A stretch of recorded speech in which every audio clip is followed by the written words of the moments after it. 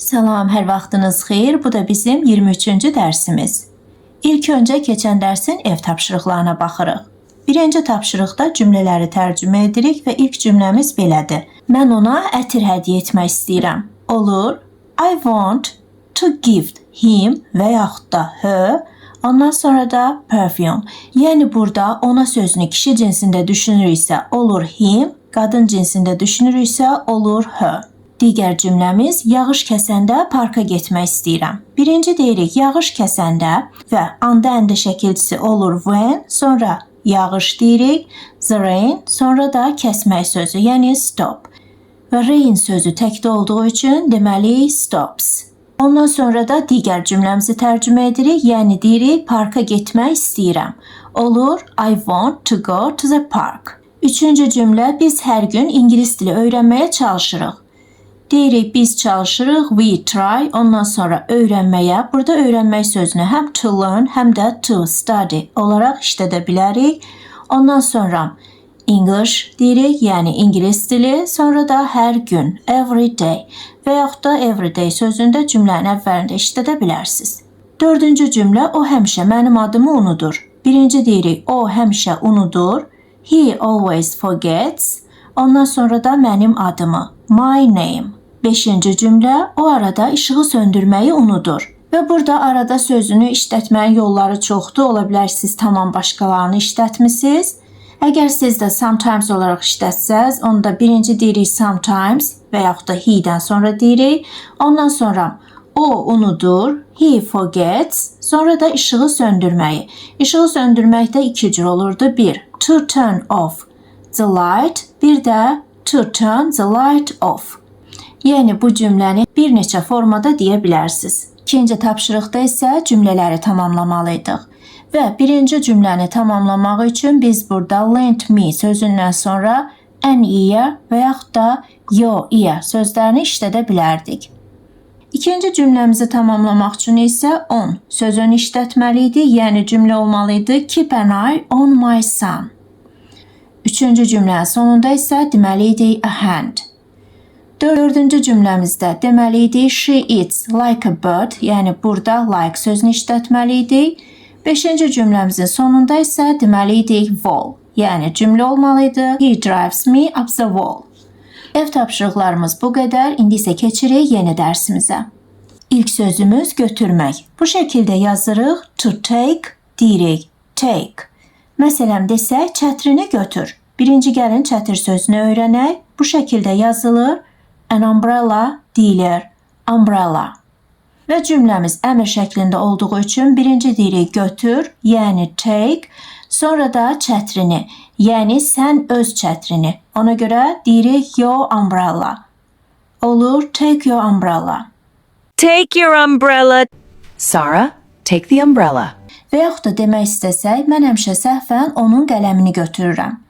Burada iki dənə yeni sözümüz var. Biri qələm, bu şəkildə yazılır. A pen deyilir, pen. Digəri isə səhv sözüdür. Bu şəkildə yazılır. A mistake deyilir, mistake. Amma cümlədə sadəcə səhv yox, səhvən deyilir. Səhvən demək üçün mistake sözünün qarşısında by işlədirik. Yəni belə yazırıq, by mistake deyirik, by mistake. Olur, səhvən. İndi cümləni tərcümə edəndə birinci deyirik, mən həmişə götürürəm, I always take, sonra onun qələmini, her pen, yəni nəyi götürürsə onu deyirik, ondan sonra da səhvən sözünü, by mistake. Amma səhvən yox, bilərəkdən, qəsdən demək istəsək, onda deyirik on purpose, on purpose. Yəni belə yazırıq, on purpose deyirik. Və bu söz ayrılıqda məqsəd, niyyət deməkdir. Digər sözümüz yenə take-dir, amma bu dəfə götürmək yox, qəbul etmək mənasında işlədirik. Məsələn, duş qəbul etmək olur, to take a shower və yaxud da vanna qəbul etmək olur, to take a bath. Bilirəm, indi deyəcəksiniz ki, biz bu ifadələri have ilə işlədirdik. Bəli, düz deyirsiniz. Biz have feilini keçəndə bu ifadələri öyrənmişdik. Yəni, to take yox, to have a shower deyəndə olurdu duş qəbul etmək və yaxud da to have a bath deyəndə olurdu vanna qəbul etmək. Deməli, yadda saxlayırıq ki, duş qəbul etmək və yaxud da vanna qəbul etmək həm take sözü ilə işlənə bilər, həm də have sözü ilə. Məsələn, o həftədə 2 dəfə duş qəbul edir. Kişi cinsində. Biz bu cümləni 2 cür deyə bilərik. 1. He takes a shower twice a week və yaxud da he has a shower twice a week. Yəni biz burada duş qəbul etməyi həm take sözü ilə işlədə bilərik, həm də have. Sadəcə mübtəda he olanda take sözü olur takes, have sözü isə olur has. Və yaxud da desək, mən hər gün dərman qəbul edirəm. Burada yeni sözümüz dərmandır. Bu şəkildə yazılır. Medicine və yaxud da medicine deyilir. Medicine, medicine. İndi cümləni tərcümə edəndə birinci deyirik, mən qəbul edirəm. I take, ondan sonra dərman, medicine, sonra da hər gün, every day və yaxud da every day sözünü ən başda deyə bilərsiniz.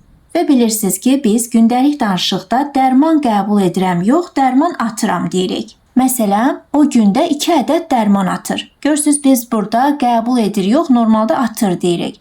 Ona görə də yadda saxlayın ki, dərman qəbul edir, yox, dərman atır desək də yenə take sözündən istifadə edirik. Və burada 2 ədəd dərman yazmışam, amma əslində biz gündəlik danışıqda 2 ədəd dərman yox, 2 tabletka deyirik. Tabletka, həb, dərman sözü bu şəkildə yazılır.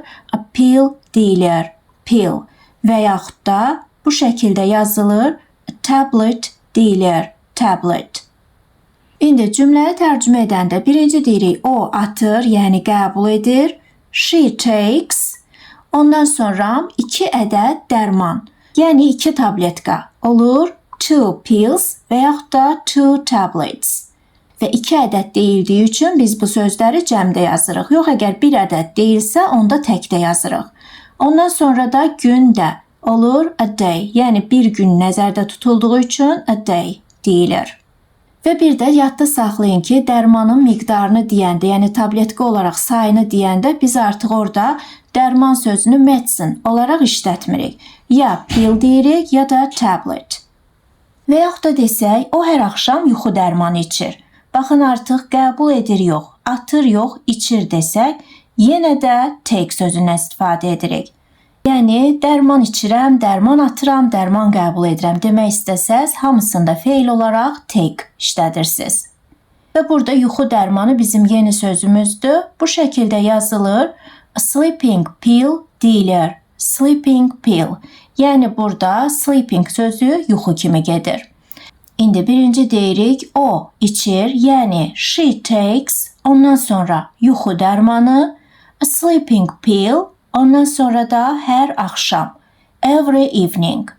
Amma indi yuxu dərmanı yox, vitamin içir demək istəsək, onda bu şəkildə yazırıq, a vitamin pill deyirik, vitamin pill.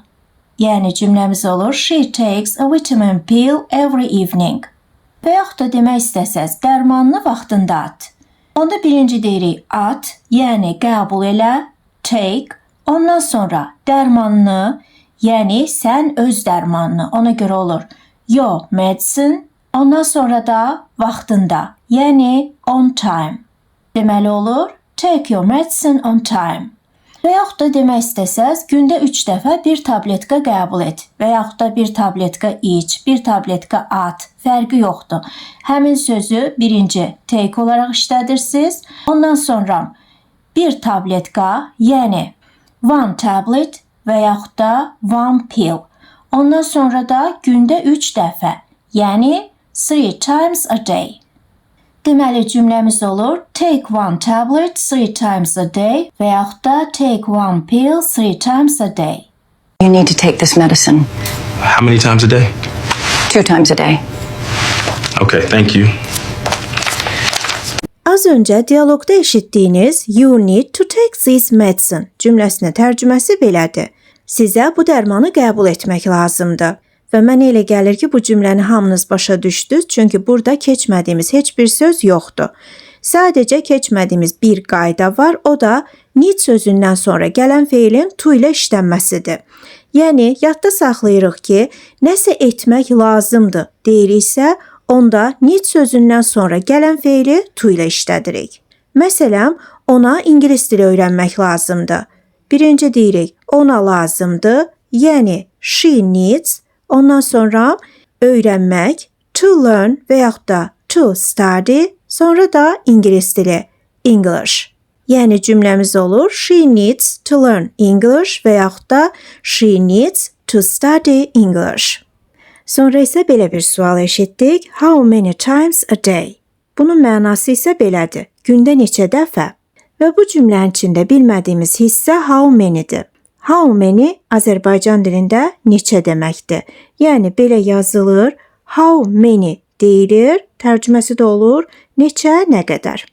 Və bu xüsusi sualdır. Bunun haqqında sonra daha ətraflı məlumat verəcəm, amma burada sadəcə yadda saxlayırıq ki, gündə neçə dəfə soruşmaq istəsəz, deyirsiniz ki, how many times a day və yaxud da həftədə neçə dəfə soruşsaq, onda olur how many times a week.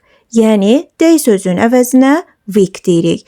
Və yaxud da ayda, ildə neçə dəfə demək istəsəz, yenə eyni qayda ilə birinci deyirsiniz how many times, ondan sonra da a month və yaxud da a year. Sonra isə deyilir 2 times a day, yəni gündə 2 dəfə, sonra da okay, thank you.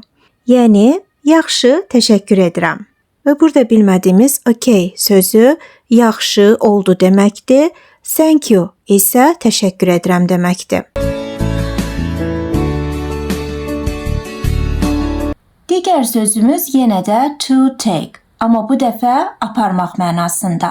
Ya bir değişiklik olsun. Bıktık ya. Bıktık ya. Məsələn, demək istəsək, kimisə harasa aparıram. Onda birinci to take deyirik, yəni aparmaq sözünü. Ondan sonra kimi aparırıqsa onu, sonra to, sonra da hara aparırıqsa oranı. Məsələn, şənbə günləri mən oğlumu zooparka aparıram. Birinci deyirik, mən aparıram. I take, sonra kimi, oğlumu, yəni my son, sonra to işlədirik. Ondan sonra da hara, zooparka, yəni the zoo. Və zoopark sözü bu şəkildə yazılır, zoo deyilir, zoo. Ondan sonra da deyirik şənbə günləri, yəni on Saturdays. Deməli olur, I take my son to the zoo on Saturdays. Və yaxud da belə bir cümlə qursaq, bura çatmaq 2 saat vaxt aparır. Yəni artıq aparmaq sözünü kimisə aparmaq yox, vaxt aparmaq mənasında işlətsək, yenə də take deyirik. Amma cümləmiz necə olur? Birinci deyirik aparır və vaxtı aparan görürük ki, burada hansısa bir hərəkətdir. Ona görə də biz onu itlə əvəz edirik. Yəni deyirik it takes. Ondan sonra vaxtı deyirik, yəni nə qədər vaxtımızı aparır. Sonra da görülən iş, yəni hansısa bir feili deyirik və o feil to ilə işlənir. İndi deməli bu cümləni tərcümə edəndə birinci deyirik it takes. Ondan sonra vaxtı, yəni 2 saat, 2 hours.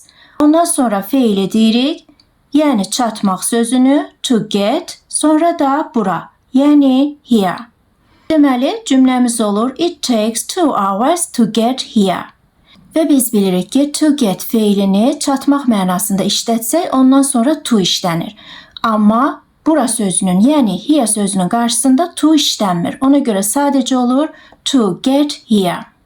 İndi də gəlin deyək, yemək bişirmək 1 saat çəkir. Burada yeni sözümüz bişirməkdir. Bu şəkildə yazılır. To cook deyilir. Cook, yəni yemək bişirmək. Və bu sözü həm də isim kimi işlətmək olur və bu zaman olur aşbaz.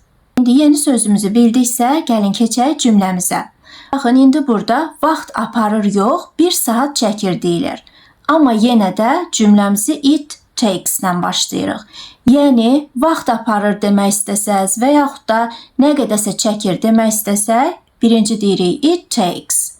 Ondan sonra vaxtı deyirik, burada da vaxt 1 saatdır. Yəni, an hour, sonra da yemək bişirmək. Onu da to ilə işlədirik, olur to cook. İndi isə gəlin sadəcə yemək bişirməyin nə qədər vaxt çəkdiyini yox, bizim nə qədər vaxtımızı aldığını deyək. Yəni cümləmiz olsun, yemək bişirmək mənim 1 saat vaxtımı alır. Və bu cümləmiz də yenə it takes sözü ilə başlayacaq. Amma sonra vaxtı yox, kimin vaxtını apardığını deyəcəyik. Məsələn, mənim vaxtımı aparırsa, deyirik me. Bizim vaxtımızı aparırsa, deyirik us. Sənin və yaxud da sizin vaxtınızı aparsa, you. Onların vaxtını aparsa, them. Onun vaxtını aparsa, qadın cinsində her, kişi cinsində him deyirik. Bundan sonra isə nə qədər vaxt aparır onu, sonra da görülən işi, yəni feili. İndi deməli bu cümləni tərcümə edəndə birinci deyirik it takes. Ondan sonra kimin vaxtını alır? Mənim. Mənim deyəndə olur me. Sonra nə qədər vaxt alır? 1 saat. An hour. Sonra da yemək pişirmək. Yəni to cook. Deməli cümləmiz olur it takes me an hour to cook. Və yaxud da desək, bunu izah etmək bizim bütün günümüzü alır. Yenə birinci deyirik it takes. Ondan sonra kimin vaxtını alır? Bizim. Bizim vaxtımızı alırsa onda us deyirik. Yəni it takes us. Sonra nə qədər vaxtımızı alır? Bütün günümüzü. All day. Sonra da deyirik bunu izah etmək. Yəni birinci izah etmək sözü olur. To explain. Ondan sonra da bunu. Yəni this. Deməli izah etmək sözü bu şəkildə yazılır. To explain deyilir. Explain. Deməli cümləmiz olur. It takes us all day to explain this. İndi də gəlin to take feilinin bəzi sözlərlə işləndikdə nə məna verdiyinə baxaq. Məsələn, to take sözündən sonra a photo və yaxud da a picture desək, bu birləşmə olur şəkil çəkmək. Məsələn, telefonu kiməsə verib demək istəsəz ki, zəhmət olmasa şəklimi çək. Onda deyirik, please take a picture of me və yaxud da please take a photo of me. Yəni biz burada həm picture həm də photo desək olur şəkil çəkmək. Və bir də biz burada mənim şəklimi çək dediyimizə görə of me dedik. Əgər bizim şəklimizi çək desək olur of us və yaxud da onun şəklini çək olur of him və yaxud da of her. Onların şəklini çək of them. Yəni kimin şəkli çəkilirsə ona uyğun olaraq bu əvəzliklərdən birini işlədirik. Take a photo of me. Yeah, of course. Thank you. Okay. Perfect. Burada isə yeah of course eşidirik. Birinci deyilən yeah sözü gündəlik danışıqda bəli deməkdir. Hansını ki yes sözü ilə də əvəz etmək olar. Digər of course sözü isə əlbəttə deməkdir. Və sonda eşitdiyiniz perfect sözü isə gündəlik danışıqda əla, super, lap yaxşı deməkdir. Amma indi to take feilindən sonra a seat desək, onda olur əyləşmək. Və burada da biz take sözünün əvəzinə have deyə bilərik. Yəni to take a seat və yaxud da to have a seat olur əyləşmək. Yes, take a seat. Bu bizim yeni sözümüzdür. Bu şəkildə yazılır. A seat deyilir. Seat. Oturacaq, oturmağa yer deməkdir. Məsələn desək, zəhmət olmasa əyləş. Deyirik, please take a seat və yaxud da please have a seat. Hey, take a seat please. Və bilirik ki, bu söz götürmək deməkdir. Bəzən take a seat deyəndə elə bilirlər ki, stulu götür deyilir. Amma siz artıq bilirsiniz ki, bu əyləşmək deməkdir. Yəni stulu götürmək deyil. Hey, take a seat please. Are you sure? Yeah, go for it. Okay, thank you. Oh, no, not what I mean. I mean, sit down, take a seat. Ah, you mean take a seat? Yes, take a seat. Like this. Exactly. Thank you. Anytime. İndi isə gəlin burada bilmədiyimiz cümlələrə baxaq. Birinci, are you sure? Yəni, əminsən və yaxud da əminsiz. Deməli, bu cümlənin sonunda gördüyünüz sure, əmin deməkdir. Cümlənin əvvəlində olan are isə əminsən sözünün sonundakı sən şəkilçisidir və yaxud da əminsiz desək sondakı o siz şəkilçisidir. İkinci, yeah, go for it. Yəni, bəli, çəkinmə. Deməli, buradakı yeah az öncə öyrəndik, bəli deməkdir. Go for it isə nə isə et, çəkinmə deməkdir. Sonra bir neçə dəfə no eşidirik, hansı ki xeyr deməkdir. Sonra üçüncü, not what I mean, yəni xeyr o mənada demirəm. Burada gördüyünüz birinci not sözü xeyr deməkdir. İkinci what sözü və yaxud da what olaraq tələffüz olunur. Bu nə deməkdir? Xüsusi sualdır. Sonra I bilirsiniz ki mən deməkdir. Sondakı mean sözü isə demək, məna vermək və nəzərdə tutmaq deməkdir. Dördüncü cümlə I mean sit down, yəni əyləşməyinizi nəzərdə tuturam. Deməli burada I mean olur, mən nəzərdə tuturam, sit down da əyləşmək. Beşinci cümlə you mean take a seat, siz əyləşməyi nəzərdə tutursunuz. Yəni you mean olur, siz nəzərdə tutursunuz və yaxud da sən nəzərdə tutursan. Take a seat də əyləşmək. Altıncı, like this, yəni belə bu şəkildə. Yeddinci, exactly, yəni elədir, düzdür. Və sonda thank you, yəni təşəkkür edirəm sözünə anytime olaraq cavab verilir. Və bu anytime nə zaman istəsən problem deyil, buyur, dəyməz kimi tərcümə olunur. Və bunlardan başqa biz əyləşmək sözünü həm də sit down olaraq işlədə bilərik. Yəni zəhmət olmasa əyləş sözünü həm də please sit down deyə bilərik. Və burada to sit əyləşmək deməkdir, down isə aşağı deməkdir. Yəni əyləş olur sit down. Zəhmət olmasa desək please sit down. Amma bunlardan daha çox işlənən, daha nəzakətli səslənən take a seat və yaxud da have a seatdir. İndi əyləş sözünü öyrəndiksə, gəlin ayağa qalx sözünü də öyrənək. Yəni deyək, zəhmət olmasa ayağa qalx. Olur, please stand up. Və ayrı-ayrılıqda stand sözü durmaq, dayanmaqdır, up sözü isə yuxarı. Amma birləşir olur, ayağa qalx. Amma indi to take feilindən sonra a break desək, onda bu olur fasilə vermək, ara vermək və yaxud da dincəlmək. Və bu bizim yeni sözümüzdür. Bu şəkildə yazılır, a break deyilir, break, fasilə deməkdir.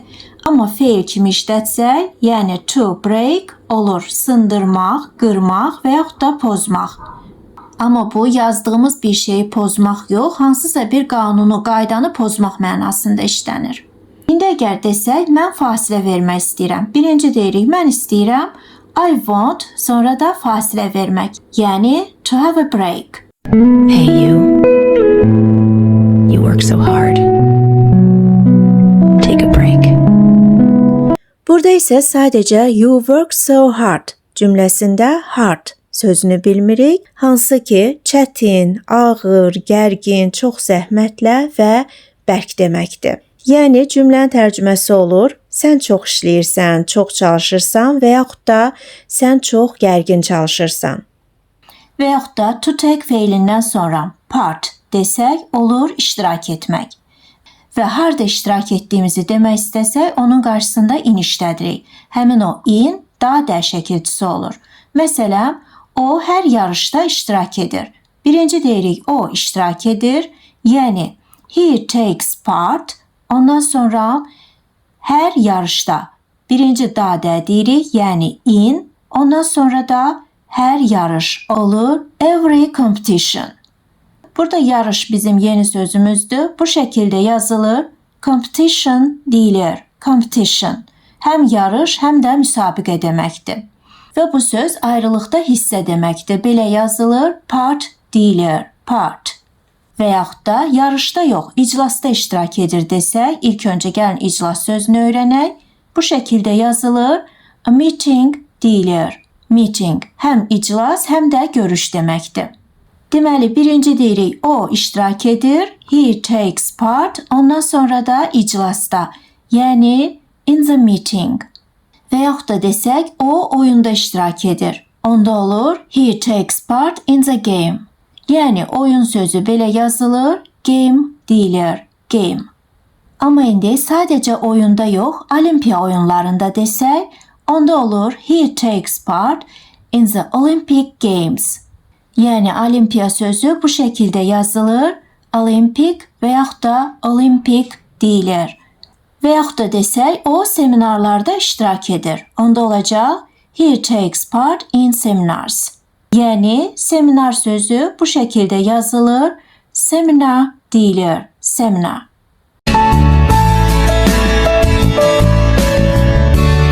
Və bir də ingilis dilində tələsmə, rahat ol demək istəyəndə deyirlər take your time. Yəni, take sözündən sonra your time deyirik. Bu olur, tələsmə, rahat ol. Take your time. Take your time. Take your time. Take your time. Take your time. Və bir də ingilis dilində özündən müğayət ol, diqqətli ol demək istəyəndə deyirlər take care. Yəni, take sözündən sonra care deyirlər. Və bu bizim yeni sözümüzdür. Bu şəkildə yazılır, care deyilir. Qayğı, diqqət deməkdir. Amma feil kimi işlətsək, onda olur qayğı göstərmək. Və yaxud da özünə yaxşı bax demək istəsək, onda olur take care of yourself. Yəni, take care sözündən sonra of yourself deyirik. Of yourself. Take care of yourself. Take care of yourself, huh? Take care of yourself, Claire. Və yaxud da demək istəsək, boş ver, rahat ol, sakit ol, sakitləş, onda deyirik take it easy. Take it easy. Yəni, take sözündən sonra it deyirik, ondan sonra da easy. Və bu bizim yeni sözümüzdür. Bu şəkildə yazılır. Easy deyilir. Easy. Asan deməkdir. Take it easy, take it easy. Take it easy. Take it easy. Take it easy. Bugünlük də dərsimiz bu qədər. Sağ olun, salamat qalın. Gələn dərs görüşmək ümidi ilə.